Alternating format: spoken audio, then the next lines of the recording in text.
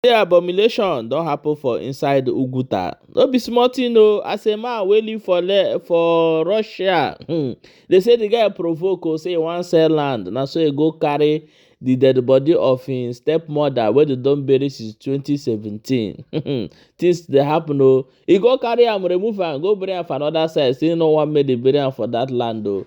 According to Nosonkwa, we go play the video make you see wetin dey happen for Igbo land. And they say this one sef, e don even happen for part of Owerri again.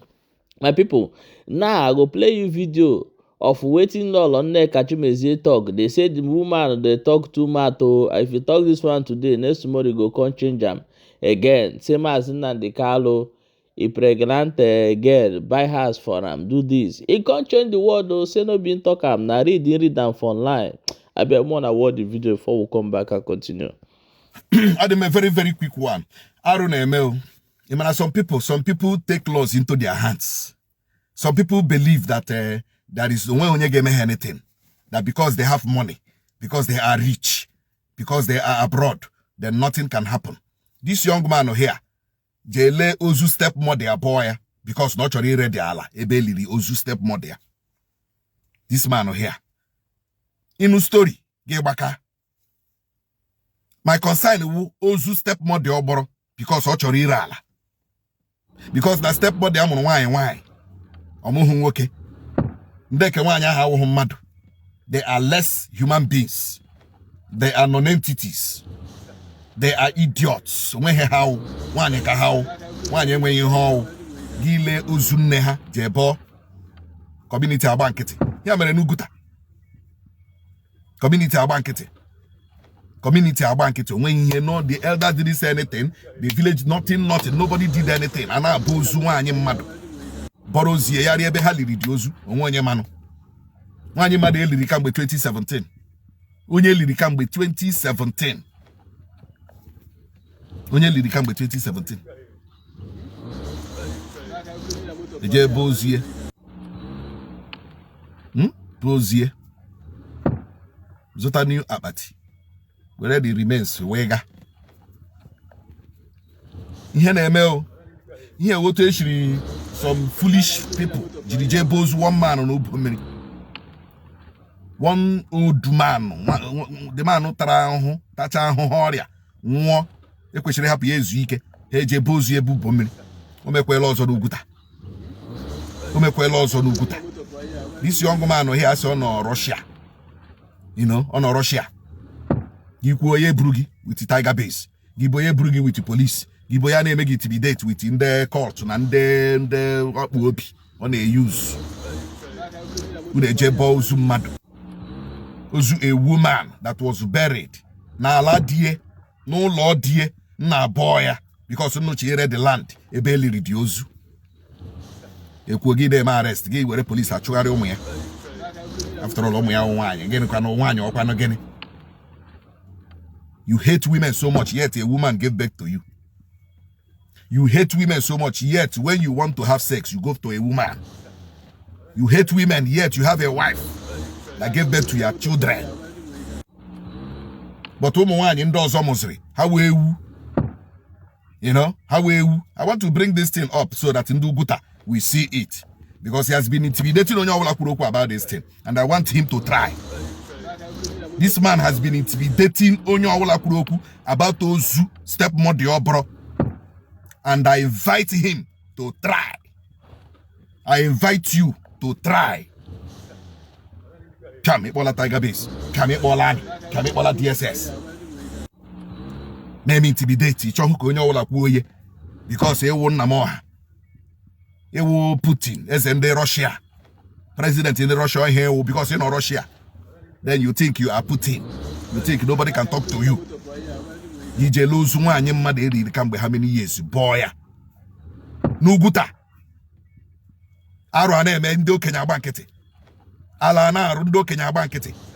Heche no ta no ta egbu nwuru no na ihe no ta na osisi egbu nwuru ta na ọ na-akpọlata. Okenye anọrọ n'ụlọ ewu ana amụrụ ọgbịrị. A na-akụ aka n'obi na-egosi ndị mmụọ ebe ndụ dị mmadụ. Ndị okenye ebere m na-emere unu. unu na-anọ ụmụaka na-arụ arụ anị, unu na-anọ ụmụaka ejiri gịnị chee na ọwa anụ oriri. Ndị okenye Oguta unu agba nkịtị ihe ndị a na-eme, arụ a na-eme, abụ onye nwụrụ anwụ. Ọkwa ọnwụ ike na-abịa ihe a, ọnwụ ike na-abịa ihe a. Unu che na ọdịnarị, abụ onye nwụrụ anwụ ọdịnarị, ọwụkwa ọdịnarị o. ihe sokwenye ihe sonye o. Mgbe ọ ya esu unu ga-eje chọọ dibịa ukwu, chọọ dibịa nta ga-agbara unu afa. Mgbe ọ ya esu unu ya achọ dibịa ukwu, chọọ dibịa nta, krọsọ mmiri asaa, krọsọ ugwu asaa, chọọ ihe na-eme unu. Akwụna hapụla this guy now, ya bụ ozu, ya ebe o dowere ozu this woman, onwe onye manụ. Ya ebe o dowere ozu this woman, onwe onye manụ. Ya bụ ya jelie. Is all right. Ka anyị na-aga dị n'ubi ka ji n'aka. Maazị Nnamdi Kanu bi with wine na Kenya. Now what the most expensive vehicle go to that place. Maazị Nnamdi Kanu tụra nwata 18 years ime na Enugu. Zora ya ụlọ. Ama m ngwa ejiri m ụlọ ahụ na ana m achọ that girl. Enwe onye ma jebe that girl no. I'm looking for that girl ka m mee interview. Ka ọ kọrọ ụwa. Ya mecha menwa ha abandon nwa ahụ kwuweje threaten why a threaten other girl ana achọ that girl anwe onye ma ebe that girl nọ na nwaanyị a ịdị very stupid, ịdị very stupid, very stupid. All this thing na-egwa gị anyị now, all this thing na-ekwu gị now, kedu ihe anyị ji eme gị? All this thing na-ekwu gị kedu ihe anyị ji, all this thing na-ekwu gị kedu ihe anyị ji eme gị ka m na-ajụ gị. What are we going to do? What are we going to do with this you are giving us now? Why this thing is even irritating me? I will have even be reasoning it. You are a woman, and you have the guts to be talking to him like this. You have the guts to be talking to him like this. It did okay. You think okay, you need a guy for mental surgery. Can get make surgery na brain and reset your brain. Can you pay quarter price that man no pay you go? Can you pay the quarter price no pay you get? Na be agwa that he will step out. Oga apo konye ozochiwa. Oga na be cheno na echene ndị Igbo no. You are now the Biafran leader in Igbo land. Ozi gwa wonye ndu anyị nwere na ala Igbo. Maazị Nnamdi Kanu should step out for you. Ka echewazie. Can you pay share price, quarter price of that man? Ihe that man na pass go through.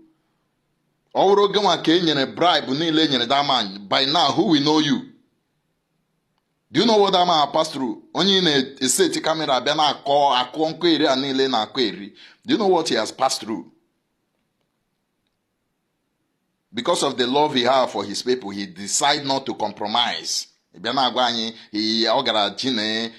Somebody of how many years? What is our business with that? Your first pregnancy, how old were you then? Nonsense. Stop this rubbish you are doing. This nuisance you are causing in social media. Stop it. All the grogu much. All the grogu much. Stop it. Gbadroba na-aji ndị Fulani gburu ndị mmadụ n'Imo gbuasị ndị mmadụ isi n'Imo steeti out there enough news. Na ndị amị gara na-eze agụ gbasa ihe ụlọ ndị mmadụ ọkụ na-enwe ihe ndị mmadụ mere ha out there enough news. News ndị Igbo a whole Igbo nation na-eke kemgbe 2 days wụ na asị na Maazị Nnamdi Kanu tụra nwa 18 years ime. Then obi na Kenya for 1 year. Biko kam John Maazị Nnamdi Kanu ọwụọla Mohammed. Ịkwa ala ya ha. Ya wụ blasphemy. Ndị Igbo dịkwa na ka Maazị Nnamdi Kanu ọwụọla ọnụ Chineke na-azọdo na-azọ. Marakwa na amara n'ọka mgbe Maazị Nnamdi Kanu kwalite anyị enwebe peace. And Adam show na-enwe n'onye litere n'ụjọ sio. Ihe a Maazị Nnamdi Kanu na-adọtara anyị ọ na-agakwa n'anya. ọnwa ajịjị ahụ unu na-ajịghị ka m jụwara kamgbe Jenụwarị. Nwere onwe a na-azụrụ anyị ọdụ anyị mma. Anyị hiwego IPOB wite ọbara ụmụ anyị. IPOB ama nwụkwa. Maazị Nnamdi Kanu chọrọ igbu IPOB, ọ ga-egbukwe. Ihe ọ na-ama ha takịrị na a na-enye m nkịta gawara ọnụ kamgbe Jenụwarị m kwapụta sị Maazị Nnamdi Kanu sọ DOS wu leadership ndị IPOB. Kamgbe ahụ ka aka akwara bido. Mana m gwara na m a ga-ejuju enwere eziokwu. Martin Luther King kwụ n'ọgbọ daa. Kama unu ga-asụchi m ọnụ ikwu eziokwu m kwụ n'ọgbọ daa. Mana ịgwakwa unu na m dị disappointed na some of you because enwere ndị reached out to me ndị ọnụọgụgụ isi ha zuru oke. Na ka m jụọ n'ụnụ kedu ụdị Biafra ị ga-enweta echi? Biafra ị na-agaghị ajụ your leader ajụjụ. Ya ndị na-eme m attack a na-awụ ndị autopilot because ọ mmiri kụturu ha. I know. Biko ndị autopilot your prime minister Dr. Ngozi Orabaeze unu ọgwali ya na enwere ebe emere attack na Ezeagụ. As the prime minister o kwesịghị ịga na Ezeagụ were na ndị amị ya ga defend her people. Kedu ụdị prime minister na-eme ọgụ dazie aga agbasa nya ọkwa na alụ ọgụ with Nigerian army agazi emezi attack village ya gbaa ya ọkụ okwudo okwu o release ha anything. Biko na Maazị Nnamdi Kanu Abuduchukwu a ga-ajụ ya ajụjụ. Ọtụtụ n'ime unu nọ nga na-ede nonsense unu na-ede nweta sọsọ ihe unu na-contribute with this nuisance unu na-ekiriete everywhere na social media. Enwebede any of you lite na ga Abuja unu na-emedo half ihe mere. So mụnwa ịbịa sawa unu okwu na ụmụ nwoke Igbo anyị go into gossipers. That is why one man na Sedikibo ji wee wakpu unu. Awakpu unu agbofu ise. Nwaanyị dịka m ga-aga clean ya up. Unu lọtachizie nwa ọnụ unu ji agbakashi ọnụ na social media. Unu na-akpọ lọlọ Nneka Chimezie na m sị gịnị na m sị na Maazị Nnamdi Kanu. Ọrụ Maazị Nnamdi Kanu ukwu na Buhari nwoke ihe Maazị Nnamdi Kanu na-ekwubeghị n'ọnụ. Nya na-aga agwa Maazị Nnamdi Kanu okwu uwu na a na-akparịcha Trump. Agba nkịtị. Tinubu ka ihe a na-agwabeghị Tinubu. Kedu nnọọ onye a na-akpọba aha? Na-ekwuru okwu maka mmadụ mụọ na-eche na ihe a ga-ajụ ihe owu eziokwu. Biko onye na-achọ inweta na anyị Biafra onwe anyị agaghị scrutinize ya. Unu ọma ihe niile a Maazị Nnamdi Kanu ọnọdụ anyị n'ala Igbo ugbu a wụ ndị agwa Maazị Nnamdi Kanu okwu because Maazị Nnamdi Kanu made a lot of mistakes. Ka na-emekwa mistake. Abịaghị m ihe I waste my time too much. Igbo niile unu ga n'olu m unu ma na nwa agbụlọlọ Nneka Chimezie na m dị disappointed na ọtụtụ n'ime unu ọ bụ ọkwa ndị ma ihe wee na-ekele my fans for your steadfast. Ka m repeat ya again maka enwe ndị so na ọwụdụ AI. Maazị Nnamdi Kanu biri with nwaanyị na Kenya 1 year. Kedu ihe onye na-adụrụ anyị Biafra na-eme na Kenya with another woman mee nwunye ya abandon ka unu nụ ya ọfụma tọọ na social media. Anna Maazị Nnamdi Kanu tụra nwa 18 years ime n'Enugu zọọ ụlọ. Kada otu unu chọrọ isi suppress all my voice. Ka nwa ahụ chọrọ ka okwu mgbe ọ gbara that girl. Amaghị onye ma ebe that girl nọ na-enwe ma nwa họrọ ndụ ma ọ nwụrụ anwụ. So onye isi unu na-azọta unu Biafra aga agwa ya okwu. Elewe n'ihe anyị na-ata Tinubu nta, elewe n'ihe anyị na-enye nsogbu maka Tinubu. So ka mmasị onye ọbụla mere nwe ka o si sọ ya because unu na-ekwu na Tinubu na-suppress opposition voice. Nke unu na-emejọ gịnị? Look, o kwesịrị na anyị ga na-ekwu na a na-emegbu anyị emegbu. Okay, because ihe a unu na-eme now is suppress a voice. Ọ wụdị na mmegbu ahụ ka ọwụ. So biko ndị autopilot ama m n'ụnụ nwa na-ezuzu ihe niile a na-ebusa news niile a mana sọsọ ndị ebe m na-adị disappointed wụ ihe ha ka Igbo. Mwa na-eche na a ga-ajụkwanụ question ọwụ eziokwu Bill Clinton dị na secretary ya pụta Bill Clinton akwụ n'ọgbọ ma apologize to the whole of America. Nke unu onye isi unu mene several mistakes. Ekwute ya unu a na-agbakwa iwe gịnị ka unu na-ezo? Ke ihe unu na-ekpuchi about Maazị Nnamdi Kanu gịnị ka a na-ezo? Ndị Igbo ọhụrụ na mmadụ dị ka m unu mana m na-enwe a lot of information ga-apụta kwuo okwu unu ọtụtụ ọgwụkwa fio ndị autopilot anyway ama m nke ndị autopilot mana ozi ndị Igbo n'onwe ọha nụrụ okwu ekwuru ya dị ka ọwụda arụ. Ana m call attention unu to the person unu na-elegara anya ka ile anya mara ma nnwere onwe anụnwa a na-asa na-enwere anyị ọ na-agakwa n'anya ka ọ wayo. Ndị Igbo ka m gwa unu now unu chọọ ịnụ nke bụ eziokwu Maazị Nnamdi Kanu adịghị honest about the Biafran struggle. So anyị nidiri ilite gbazie ha olu ebiudola IPOB worldwide. O nidiri ka ilite gbazie Maazị Nnamdi Kanu olu ma gbazie IPOB olu. Ọnwụ na-agaghị scrutinize Maazị Nnamdi Kanu ọ ga-edubakwa anyị n'ọkụ maka o dubawana anyị n'ọkụ already. Maka ihe ọtụtụ n'ime anyị na-amahụ ụdị insecurity mere n'ala Igbo ọkwa mme kọvara ya. Ọkwa mme gwara ọnụ onye mere nke o mere aka Maazị Nnamdi Kanu nọ ya. Ọzọ m na-agwa ụnụ taa den date taa obodo ọbụla ga-agbado anya another round of insecurity na-abịa and nke a na-abịa na ndị Igbo na-aga apụta na ya. Ọkwa agala m kọva Ezeagụ m ga-aga kọva ndị ọzọ mana mgbe o siwe ike ụnụ aga anụzi olu m mana den date taa n'ọnwụ na ụnụ nwa bụ ndị Igbo enweghị ike imepe anya leba anya n'ụdị nnwere onwe Maazị Nnamdi Kanu na-enweta. Ekwe m na nnwere onwe kwesie ya ike wee kweta na IPOB wee kweta na ofu onye agaghị aka ọha ofu onye agaghị aka otu otherwise ihe emebie. Egbuole ọtụtụ youth anyị unu gba nkịtị Maazị Nnamdi Kanu ka na-akwa ihe otu o ji akwa ya. Nnamdi Kanu ga-akwa aga anyị n'ọkụ. Nnamdi Kanu nwere leadership o create ọsọ wu DOS and ya wu onye isi ha.